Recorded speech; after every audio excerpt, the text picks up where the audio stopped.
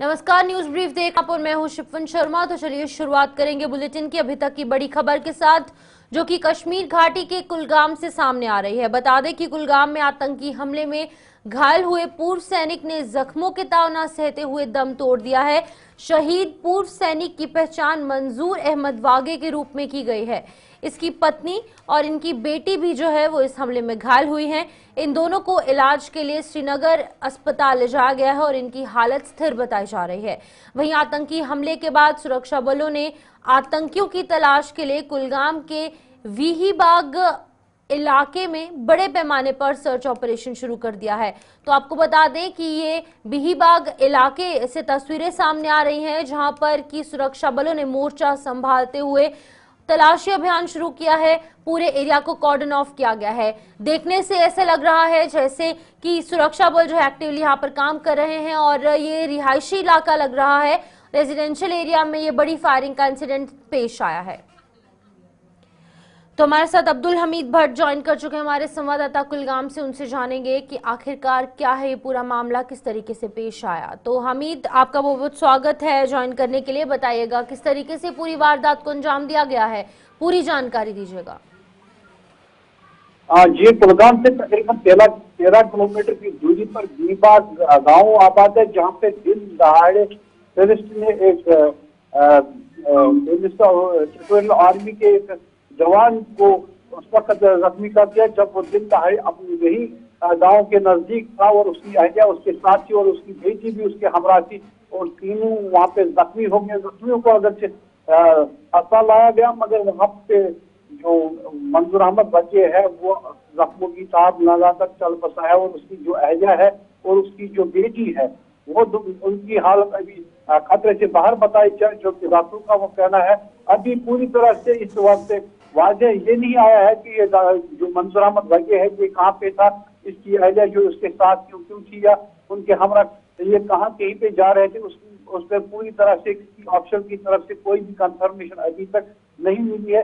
ये बीबाग वही एरिया है जहाँ पे कुछ ही दूरी पर एक बड़ा आर्मी कैंप है जहाँ पे सीओ रह रहे हैं और वहाँ पे कड़ी सुरक्षा के बीच ये ऐसा हमला होना सिक्योरिटी पे एक सवालिया निशान है और लोग पूरी तरह से सहम गए हैं कि ये टेरिटोरियल आर्मी वाला जो आर्मी था, अभी जो रिटायरमेंट उसने ले ली थी, अब घर में था या अपना काम काज संभाल रहा था। अब्दुल, क्या ये पिक्चर क्लियर हो सकी है कि कितने गनमैन यहाँ पर, कितने टेररिस्ट आए थे इन पर हमला करने के लिए और कहाँ पर फरार हुए हैं? क्या कुछ अभी इस हवाले से अपडेट सामने आ रही है?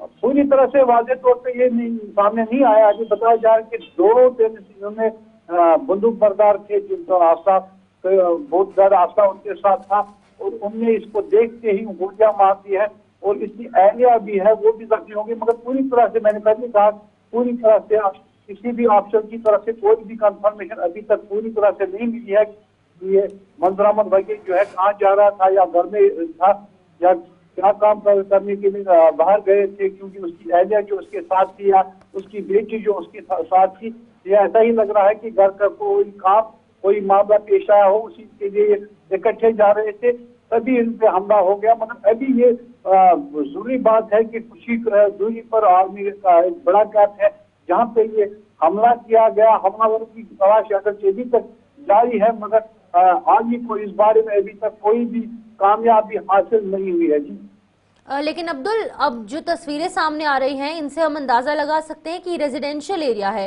रेजिडेंशियल एरिया में चुनौती और ज्यादा हो जाती है आर्मी के सामने, क्योंकि अगर हम इन टेररिस्ट के हवाले से बात करेंगे तो उनको ढूंढना जहां पर एक तरफ काफी ज्यादा इंपॉर्टेंट है, काफी ज्यादा चुनौतीपूर्ण है, वहीं दूसरी तरफ जो लोग यहाँ पर सिविलियंस है, लोकल्स रह रहे हैं, उनकी सुरक्षा भी काफी ज्यादा इंपॉर्टेंट है। तो कैसे इन चीजों से डील कर रही है, बैलेंस बनाकर कैसे चल रही है आर्मी?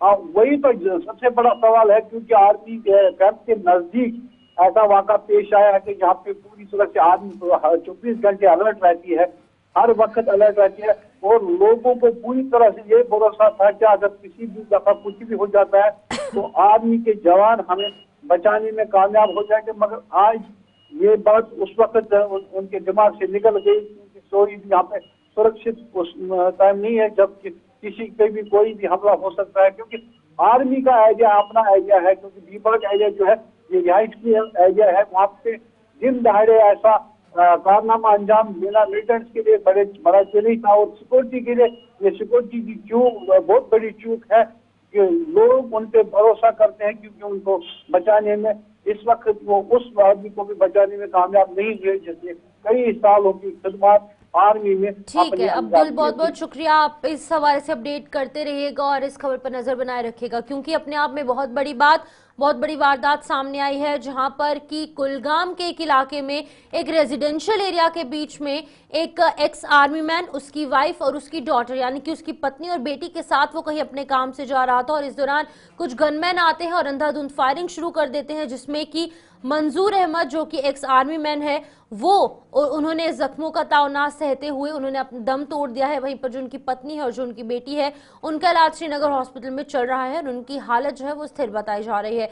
वहीं पर मौके की बात करेंगे, वहां पर सुरक्षा व्यवस्था की बात की जाए तो वो चाक चौबंद कर दी गई है। कॉर्डन एंड सर्च ऑपरेशन लगातार आर्मी द्वारा किया जा रहा है। इसी बीच अब आगे बढ़ जाएंगे, जहां पर जम्मू के हवाले से अच्छी खबर, खुशखबरी सामने आ रही है। जम्मू में अगले 1 साल में दुनिया के 7 अजूबे दिखने जा रहे हैं। शहर के भगवती नगर इलाके में वेस्ट टू वंडर पार्क का निर्माण किया जाएगा, जिसमें कि वेस्ट मटेरियल से दुनिया के 7 अजूबे बनाए जाएंगे। इस पार्क का निर्माण स्मार्ट सिटी परियोजना के तहत 40 कनाल जमीन पर किया जाएगा, जिस पर कि 10 करोड़ रुपए खर्च किए जा रहे हैं। जम्मू स्मार्ट सिटी प्रोजेक्ट के प्रोजेक्ट मैनेजर सुनील ठुस्सू ने ये बताया है कि ये एक बेहतरीन पार्क होगा, जिसमें एक कैफेटेरिया भी बनाया जाएगा। हमारी संवाददाता शिल्पा शर्मा ने इस परियोजना पर उनसे खास बातचीत की है। ये आपको बताते हैं कि इस दौरान सुनील ठुस्सू जो कि प्रोजेक्ट मैनेजर हैं, उन्होंने क्या कुछ कहा है। जम्मू में देश दुनिया के 7 अजूबे के रेप्लिकास जो है वो बनाए जाएंगे। ये पहला प्रोजेक्ट जो है वो जम्मू में देखने को मिल रहा है, जहां पे इन 7 अजूबों की अगर आइकॉनिक मोमेंट्स की बात करूं तो ये 7 अजूबे जो कि आईफेल टावर है, केदारनाथ और कई सारे यानी कि ताजमहल, अलग अलग प्रकार के ये आइकॉनिक मोमेंट्स हैं और ये पहली बार जम्मू में देखने को मिलेंगे। इस प्रोजेक्ट पर जो है वो काम किया जा रहा है और इसी विषय पर बातचीत करने के लिए इस समय हमारे साथ स्मार्ट प्रोजेक्ट के डायरेक्टर सुनील ठुस्सू इस समय हमारे साथ मौजूद है। सर, ये पहली बार जम्मू में ऐसा प्रोजेक्ट देखने को मिल रहा है। सबसे पहले इस प्रोजेक्ट के बारे में बताइए, कितनी लागत से बनाया जा रहा है और क्या कुछ जो है वो इस प्रोजेक्ट में है। ये जो प्रोजेक्ट ये अपने आप में एक यूनिक प्रोजेक्ट बनने वाला है। जम्मू कश्मीर में पहली बार ऐसा कुछ होने जा रहा है जिसमें तरह तरह के जो वेस्ट मटेरियल होते हैं, चाहे म्यूनसिपल वेस्ट या कोई इंडस्ट्रियल वेस्ट, जिसमें लोहा, लकड़ी, रबर, पॉलीथीन, प्लास्टिक, पत्थर, इस टाइप के मटेरियल को यूज़ करके हम, जिनको नॉर्मली हमें फेंकने की जगह नहीं मिलती है, उनको प्रॉपरली हम गेनफुली यूटिलाइज करके 14 जो इंटरनेशनली एक्लेम्ड मॉन्यूमेंट्स है, चाहे वो नेशनल मॉन्यूमेंट्स है, इंटरनेशनल है, हमारे लोकल है, 14 मॉन्यूमेंट्स हम का रेप्लिकाज हम बनाने जा रहे हैं, जिसके लिए हमने 40 कनाल ज़मीन एक्वायर की है भगवती नगर में डिग्री कॉलेज के साथ। तो जिसमें हम ये इस प्रोजेक्ट को बनाने जा रहे हैं। इसकी लागत आने का एक्सपेक्टेशन, इसका एक एस्टिमेटेड वैल्यू प्रोजेक्ट का अप्रॉक्सीमेटली 10 करोड़ के करीब होने वाला है। 9 या 10 करोड़ की इसकी प्लानिंग इस वक्त चल रही है, डीपीआर प्रिपरेशन हो रही है और ये प्रोजेक्ट हम पीपीपी मोड पर जो इसमें एक्सपर्ट लोग हैं चलाने वाले उनको दे रहे हैं। इनिशियली कंस्ट्रक्शन के दौरान वो अपना भी कुछ पैसा लगाएंगे, 30%, 25 से 30%, 40% तक हमारा इसमें एक्सपेक्टेशन है कि वो लगाएंगे। बाकी जम्मू स्मार्ट सिटी लिमिटेड अपनी तरफ से लगाएगा और बनने के बाद 20 साल तक वही बनाने वाला वेंडर जो होगा इसको चलाएगा और इसका जो भी रेवेन्यू होगा वो 50-50 के बेस पर हमारे साथ शेयर किया जाएगा। आइकॉनिक मोमेंट से मैं एक बार चाहूँगी कि आप वो बताएं कि जम्मू कश्मीर के कौन कौन से हैं और बाहर के कौन कौन से।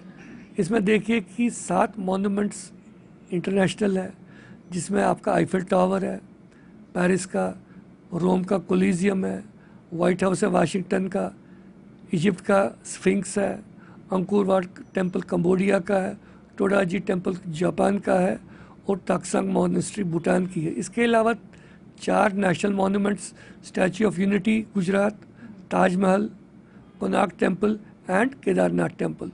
3 जो हमारे लोकल मॉन्यूमेंट्स है उसमें रिसेंटली जो कंस्ट्रक्ट किया गया आइकॉनिक प्रोजेक्ट रेलवे का चिनाब ब्रिज का मॉन्यूमेंट है, अखनूर फोर्ट का है और किरमची टेम्पल का है। ये 14 मॉन्यूमेंट्स हमारे बनने जा रहे हैं। इसके अलावा वहाँ पर आप देखेंगे कि कैफेटेरिया भी बनेगा, उसका किड्स प्ले जोन भी बनेगा। तो शुक्रिया बातचीत करने के लिए। देखिए, जम्मू में पहली बार ऐसा देखने को मिल रहा है, स्मार्ट सिटी का ये प्रोजेक्ट जो कि काफी ज्यादा यूनिक है। रेप्लिकेट्स यहाँ पर बनाए जाएंगे, मॉन्यूमेंट्स, देश दुनिया के 7 अजूबे मॉन्यूमेंट्स यहाँ पर बनाए जाएंगे। जम्मू कश्मीर के जो मॉन्यूमेंट्स है वो भी यहाँ पर जो है वो बनाए जाएंगे, यानी कि रेप्लिकेट्स उनके बनाए जाएंगे। और ये बेहद ही यूनिक है। यूनिक इसलिए है क्योंकि कचरे से बनाया जा रहा है। कचरा आप देखिए यहाँ वहां फेंका जाता है, लेकिन उन्हीं कचरे को समेट कर रेप्लिकेट्स यहाँ पर जो है वो देखने को मिलेंगे, जिससे टूरिस्ट यहाँ पर बढ़ेगा और काफी ज्यादा रेवेन्यू जनरेट होगा। कैमरा पर्सन शमी थापा के साथ शिल्पा शर्मा। जम्मू के पूर्व मेयर और भारतीय जनता पार्टी के वरिष्ठ नेता राजेंद्र शर्मा ने जम्मू और इसके आसपास के इलाकों में बढ़ रहे अपराध पर चिंता व्यक्त करते हुए इसके लिए लैंड और ड्रग्स माफिया को जिम्मेदार ठहराया है। राजेंद्र शर्मा ने सरकार की सरकारी जमीनों पर अतिक्रमण करने वालों की निशानदेही कर उन पर श्वेत पत्र जारी करने की मांग की है।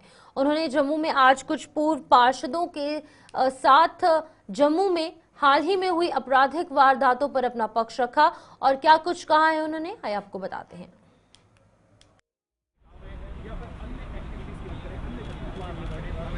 जहां जितनी भी जमीनें हैं जो सरकारी हैं उन पे कब्जे किए जा रहे हैं और हमारा ये मानना है ड्रग माफिया, लैंड माफिया और माइनिंग माफिया, इनके पीछे ये लोग हैं।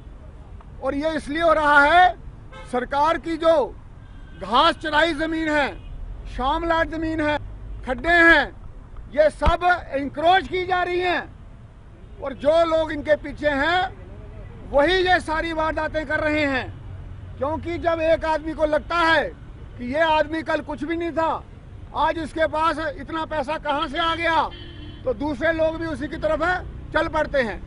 इसलिए सरकार को चाहिए जल्दी से जल्दी व्हाइट पेपर जारी करे और पूरे जम्मू डिस्ट्रिक्ट में यह सुनिश्चित किया जाए कि कौन सी जमीन सरकारी है, कौन सी कस्टोडियन की है और कौन सी खड है, और जो बाकी माइनिया माफी है उसके लिए भी एक श्वेत पत्र जारी होना चाहिए।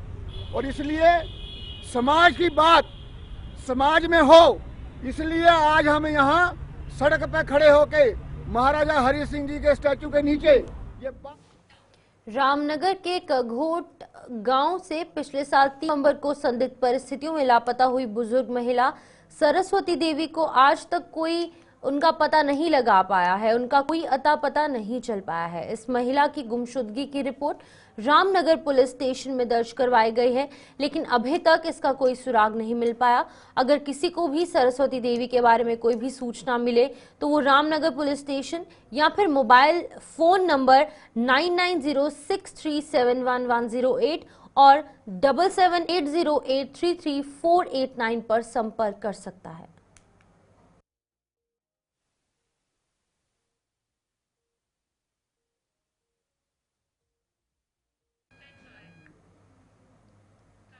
बॉर्डर एरिया डेवलपमेंट कॉन्फ्रेंस ने सरकार से मेंढर के गडन्ना इलाके में स्थित गवर्नमेंट प्राइमरी स्कूल की बद से बदतर हो चुकी हालत पर रोष व्यक्त करते हुए सरकार से इसकी मरम्मत करवाने की मांग की है। इस स्कूल के बच्चे खुले मैदान में पढ़ने को मजबूर हो रहे हैं, लेकिन इसके बावजूद सरकार यहां कमरे बनवा और इसकी मरम्मत करने और अन्य काम करवाने में विफल साबित हुई। बॉर्डर एरिया डेवलपमेंट कॉन्फ्रेंस के चेयरमैन डॉक्टर शाहजाद अहमद ने सरकार से इस स्कूल का निर्माण जल्द से जल्द करवाने की मांग की है, ताकि बच्चों और स्टाफ को भी राहत मिल सके।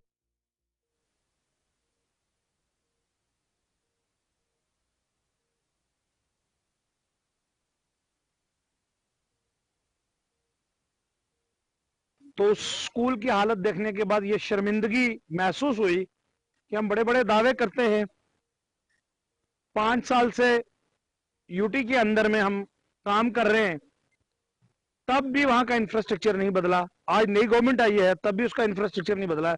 बल्कि आप ये देखें कि 30 बच्चे लास्ट 12 साल से, एक स्कूल 2012 में जो बनता है और 13 साल आज हो गए हैं, 13 साल से बिना छत के इस ठंड के हालत में जब हम लोगों ने वहां विजिट किया तो मुझे देखकर हैरानगी हुई कि ये जो अमला एजुकेशन डिपार्टमेंट का है या लोकल एडमिनिस्ट्रेशन है, डीसी साहब हैं, ये सब के नोटिस में आज तक किसी भी पॉलिटिकल आदमी ने और किसी जो हमारे रिप्रेजेंटेटिव हैं चुने हुए, उन लोगों ने भी नहीं लाया। लेकिन जब भी आप कैमरे पे देखेंगे या बड़ी बड़ी मीटिंग्स में देखेंगे तो बड़ी बड़ी बातें करने वाले, मेंढर को संवारने वाले आपको मिल जाएंगे। और मैं उम्मीद करता हूं कि जो ये सरकार है वो अपनी आंखें खोलेगी और एक टीम को उस मौके पर भेजेगी। वहीं शिक्षा विभाग को अपनी जमीनें दे चुके लोगों ने अपनी कुछ मांगों का हवाला देते हुए सरकार से इन्हें पूरा करने का आह्वान किया है। इन लोगों ने उन्हें मिनिमम वेजेस एक्ट का लाभ देने सहित अन्य मांगों को जोर शोर से उठाते हुए सरकार से उन्हें राहत पहुंचाने की मांग की। और क्या कुछ मांगे हैं इनकी, आइए आपको बताते हैं।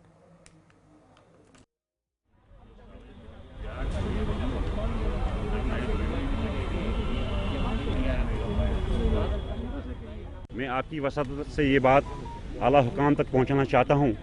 क्या हमें पूरा यकीन है जमहूरियत पर, हमने वोट डाले हैं। हम अपने chief minister mister Omar Abdullah, हमारी जो education minister miss Sakina Masood Itoo, उनसे गुजारिश की जा रही है कि जैसे बाकी महकमे मिनरल्स एक्ट जिन पर नाफिज है, चाहे PDD हो, PHE हो, एग्रीकल्चर हो, हार्टिकल्चर हो, हम भी चाहते हैं कि हमारे हक में मिनरल्स एक्ट नाफिज किया जाए ताकि हम गरीब मुलाजिम राहत की सांस रखें।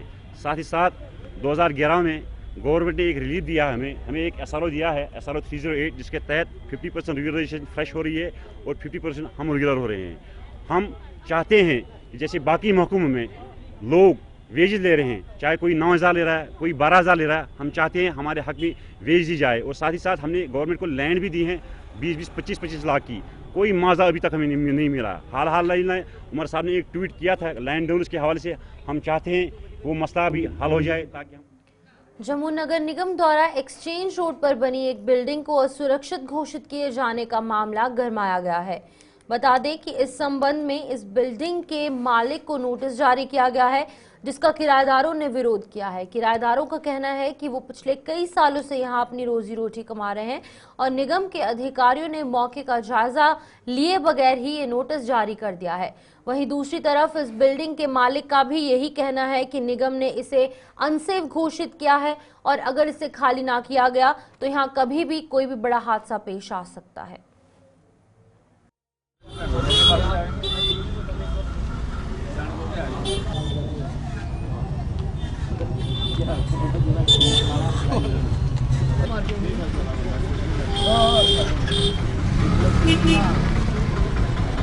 ने इसको अनसेफ कर दिया विदाउट हमारी कोई दुकान ना विजिट की गई है, ना कोई दुकान देखी गई है, ना कोई हमारे पास PWD से आया, ना RNB से आया है।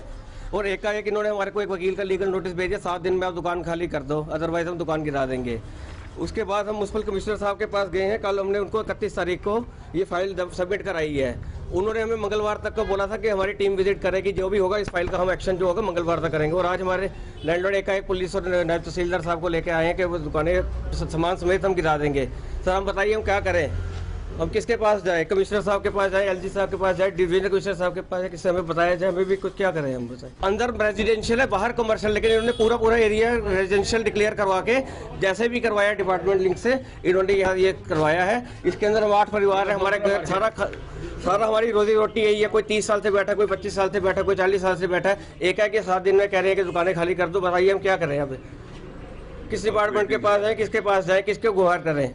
हम डिप्टी कमिश्नर नॉर्थ के पास भी मिले, उनको भी हमने अपने दिखाया, हमने अपनी पूरी मार्केट का पूरा उनको अपने फोटो दिखाए हैं, सब कुछ दिखाया है। इस बेस ने ये करवाया है।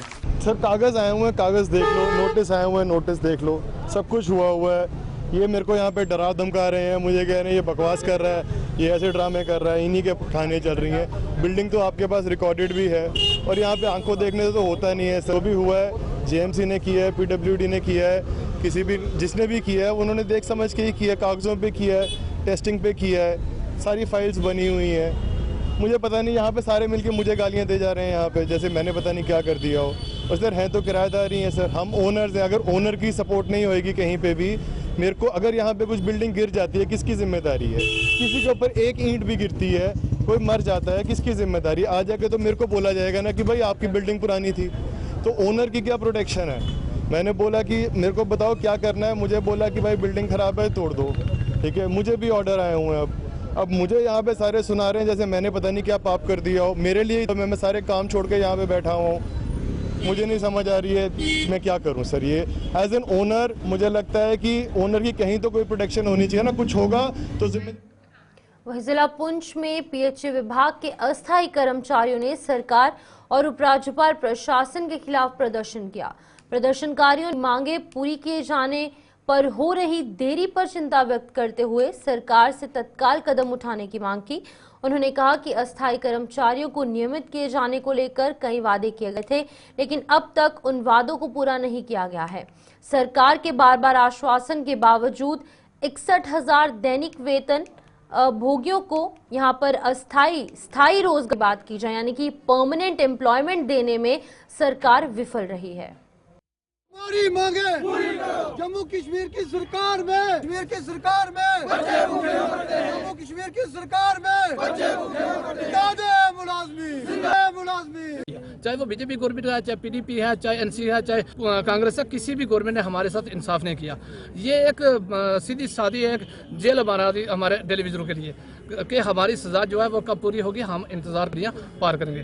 तो इसलिए हम आपकी माध्यम से ये एक मैसेज देना चाहते हैं कि उमर साहब बार बार हमारा ये डाटा मत लो, क्योंकि डाटा आजकल ऑनलाइन है। जो गवर्नमेंट के खाते से एक हेड से तनख्वाह ले रहा है तो उसका बार बार डाटा क्यों मांग रहे हैं? अगर आपको लाखों रुपए का बजट जो है प्रोजेक्टों के लिए रिलीज आप कर सकते हैं, प्रोजेक्टों के लिए आप रेलवे चला सकते हैं, आप बिल्डिंगें बना सकते हैं, आप एम्स बना सकते हैं, तो आप टेलीविजन जो है सड़कों पे उतर रहा है क्यों नहीं सोचते? और उनके बच्चों परिवार के बारे में क्यों नहीं सोच रहे?